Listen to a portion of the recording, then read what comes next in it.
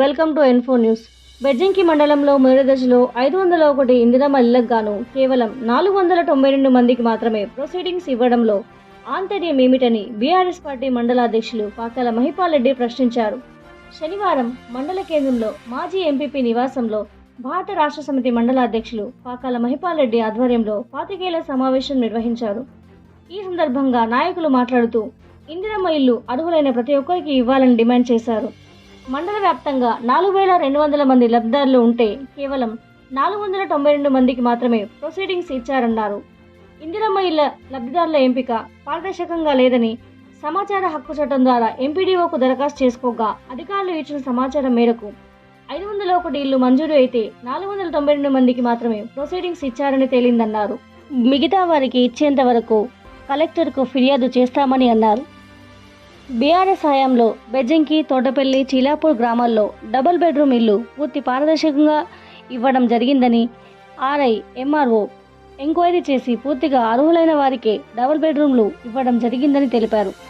అదేవిధంగా బేగంపేట నుండి బెజ్జంకి వరకు రోడ్డు 6 కిలోమీటర్ల మేరకు మంజూరు చేశామని, అందులో 4 కిలోమీటర్ల నిర్మాణం పూర్తయిందని, మిగతా 2 కిలోమీటర్లు అతి త్వరలో పూర్తి చేయాలని డిమాండ్ చేశారు. ఈ సమావేశంలో భారత రాష్ట్ర సమితి సీనియర్ నాయకులు బోయినపల్లి శ్రీనివాసరావు, మాజీ సర్పంచ్లు చింతలపల్లి సంజీవ్ రెడ్డి, జెల్ల ఐలయ్య, మాజీ ఎంపీటీసీ దుంబాల రాజమహేందర్ రెడ్డి, ముఖ్య సరాజ్ రెడ్డి, ఎలుక దేవయ్య, నలువాళ్ల స్వామి, మాజీ ఏఎంసీ వైస్ చైర్మన్ ముఖ్య తిరుపతి రెడ్డి, మాజీ దేవస్థానం chairman Bandari Ramulu, social media incharge Elashekhar Babu, పట్టణ అధ్యక్షులు వంగల నరేష్, యువజన విభాగం మండల అధ్యక్షులు బిగుళ్ల మోహన్, బిగుళ్ల దుర్గా, సుదర్శన్, డబుల్ బెడ్రూమ్ లబ్ధిదారులు పాల్గొన్నారు. మేము అందరికీ మనీ ఇచ్చినామని చెప్తున్నారు. ఎవరు మన దగ్గర నుంచి ₹1 ఆశించలేదు. వాళ్ళు మమ్మల్ని ఎవరిని అడగలేదు కూడా.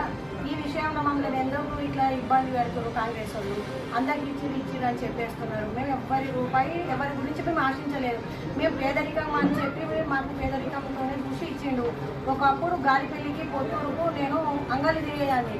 2-3 సార్లు అది రసమయ్య బాలకృష్ణ చూసిండు. ఎక్కడమ్మా నువ్వు బెజ్జంకిలో చెప్పులు కుట్టుకొని బ్రతికేదానివి, ఇక్కడ నాకు ఎందుకు వస్తున్నావు, ఏం పనికి వస్తున్నావు అంటే పొట్టపుడు గురించి అంటే మీకు ఉండడానికి ఏం లేదా అని అడిగిండు. లేదు సార్ నాకు అంటే నా చెప్పుల పనికి ఆ వృత్తికి చేతి ప్రయాణం చూసి నాకు ఇల్లు ఇచ్చింది సార్. ఆయన నా దగ్గర నుంచి ₹1 ఏ పార్టీ ఎవ్వరు కూడా నా దగ్గర నుంచి టీఆర్ఎస్ తరఫున 501 ఇల్లు మంజూరు అయినాయి. ప్రెస్ సోదరులకు చెప్పిన 501 ఇల్లు మంజూరు అయినాయని ఎంపీడీఓ సంతకం పెట్టి 501కి ఇచ్చారు. ఇప్పుడు మేము ఈ ఐడెంటిఫికేషన్ చేసినటువంటివి 9 ఇళ్ళు ఉన్నాయి. ఇట్లా ఖాళీ ఇడిచిపెట్టారు. హెడ్లైన్ చేసినవి ఖాళీ ఇడిచిపెట్టారు. ఇది ఏంటిదంటే ఇక్కడ ఆన్లైన్లో నెంబరు పేరు ఉంటుంది. వాళ్ళు ఎందుకు ఇవ్వలేదని అధికారి అడిగితే కొన్ని కారణాల చేతి ఇస్తలేమంటారు. దీని రైట్ ఆఫ్ యాక్ట్లో అయితే సార్ మాకు 501 మంజూరు అయినాయి కానీ ఈ పేర్లు ఇవ్వలేము సార్ అని చెప్తారు. ఇవి ఎందుకు ఇవ్వలేదండి? దీని తీరా ఆన్లైన్లో కొట్టి చూస్తే ఇటువంటి పేర్లు ఉన్నటువంటి వ్యక్తులు 9 మంది ఉన్నారు. దీనిలో ఎస్సీలు ఎక్కువ మంది ఎస్సీలు ఉన్నారు.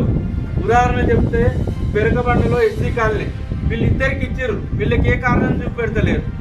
లక్ష్మీపూర్లో ఒక ఎస్సీ, భువనగిరి మాధవి అనే ఆమె ఉంటుంది. తోటపల్లి, చీలాపూర్లో కొడితే పాముల సంపత్ ఈమెకు డబుల్ బెడ్రూమ్ వచ్చిందని వీళ్ళ ఇంట్లో ఒకరికి వచ్చిందంటే రేషన్ కార్డు ఉమ్మిడి కాదు వాళ్ళది. ఉమ్మిడి రేషన్ కార్డు కాదు, ఎప్పుడు వేరేటువంటి ఎవరి రేషన్ కార్డు వాళ్ళు. ఇంకోటి ఒకటి మౌనిక ఎస్సీ. మేము పారదర్శకంగా మంజూరు చేసినామని చెప్తున్నారు. మేము నిజమైన ఆధారాలతో మాకు లిస్ట్ ఇవ్వకపోతే కలెక్టర్ గారు ఇయ్యకన్నారని చెప్పినటువంటి ఎంపీడీఓ గారు సమాచార పక్కలు అడిగితే మొత్తం ఇచ్చిండ్రు. అక్కడికైనా కానీ ఈ 9 మంది పేర్లు మినహాయించి చేసి ఇచ్చిండ్రు. వాళ్ళ ప్రొసీడింగ్ నెంబర్లతో సహా ఉంచి మినహాయింపు చేసి ఇచ్చిండ్రు. ఇప్పుడు ఉన్నటువంటి ఇందిరమ్మ కమిటీ అని పెట్టి ఇందిరమ్మ కమిటీలో సభ్యులను కాంగ్రెస్ పార్టీ వాళ్ళని వేసి ఇప్పుడు G07 ప్రకారంగా ఉన్నటువంటి నిబంధనలో ఏమున్నది? 50,000కు క్రాప్ లోన్ మించద్దు, 2 ఎకరాలకు ఎక్కువ భూమి ఉండద్దు అని చెప్పినటువంటి వాళ్ళు ఇటువంటి లబ్ధిదారులు ఉన్నారంటే చెప్తలేరు. అటువంటి నిబంధనలు కూడా మినహాయించి కూడా ఈ లిస్టులో ఉన్నది. ఎకరాల భూమి ఉన్న వాళ్ళకు కూడా ఉన్నది. అవి ఏ విధంగా ఇచ్చినాయని వాళ్ళని మేము వ్యతిరేకించలేము. ఇంకా బీదోళ్ళు అరువులు మిగిలిపోయినరు. ఇప్పుడు గుండారం విషయంలో మాట్లాడుతున్నాం. గుండారంలో ఎస్సీలు ఉన్నటువంటి ఇళ్లలో ఒక్క వ్యక్తికి కూడా రాలేదు. నిన్న ఒక అక్కతో మాట్లాడించినారు. కానీ వాళ్ళు ఇక్కడ ఉన్న మాల సామాజిక వర్గం కానీ మాదిగ సామాజిక వర్గం నుంచి పర్మనెంట్గా ఇక్కడ సెటిల్ అయిన వాళ్ళకు ఒక్కటి కూడా అరువులకు ఇల్లు ఇవ్వలేదని మా ఆరోపణ. తెలియజేసుకుంటూ నా పేరు చౌదరి మల్లేశం, గూడెం మాది. కేసీఆర్ ఇచ్చిన రైతు బంధు కానీ, కళ్యాణ లక్ష్మి కానీ, కాళేశ్వరం జలాలు కానీ, 3 పంటలు కానీ, కరెంటు కానీ అన్ని విధాలా మంచిగా ఉన్నాయి. మీరు ఇచ్చిన దొంగ హామీలు 420 కానీ, 6 గ్యారంటీలు కానీ మీరు ఇచ్చుకుంటూ ప్రజలు మభ్య పెట్టుకుంటూ మీరు ప్రజల్లోకి వచ్చి పాలన చేస్తున్నారు. సంతోషమే. ప్రజాపాలన అంటూ ప్రజలు దోసుకు తినే పాలన మీరు.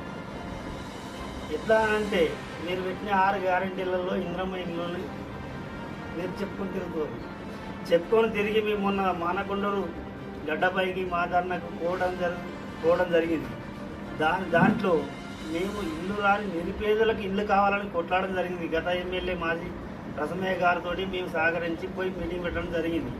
కానీ మిమ్మల్ని ఇవ్వాలని వ్యతిరేకించలేదు. వ్యతిరేకించిన మీరు నిన్న ప్రెస్ మీట్ పెట్టి ఏమంటారు?